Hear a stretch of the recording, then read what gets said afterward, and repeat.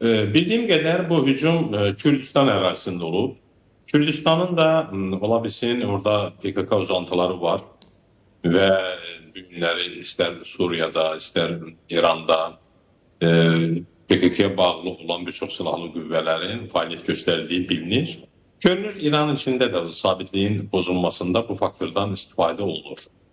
Ümumiyyətlə nəzərə alsaq ki, Sepah özü də uzun illər yaxın şərqdə bölgədə gərginlik yaradan əsas güc mərkəzlərindən biri olub. Hər halda o da çoxlarına zərər vurub, çoxlu belə deyək, nə bilim yerlərə çombaq uzadı falan. İndi mümkündür ki, əməlləri də bir formada özünə qarşı qayıdır. Hər halda bildiyim qədər, yəni Kürdistanda biraz silahlı insanlar çox. İran hökumətində onun özü qəsdən belə edib, yoxsa sadəcə gücü çatmır, vəziyyətə nəzarət edə bilmir. Yəni orada vəziyyət elədir ki, hər dəqiqə silahlı hansısa təhdidlər ola bilər. Ola bilsin, yəni bu düşünürəm ki, siyasi mülahizələrlə də ola bilər, daxili hansısa çəkişmələr, razborkaların nəticəsində də ortaya çıxa bilər.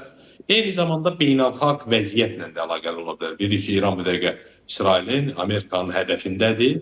Yəni həmin mərkəzlərdən bir növ idarə olunan hansısa bir fəaliyyətlərin də nəticəsi kimi ola bilər.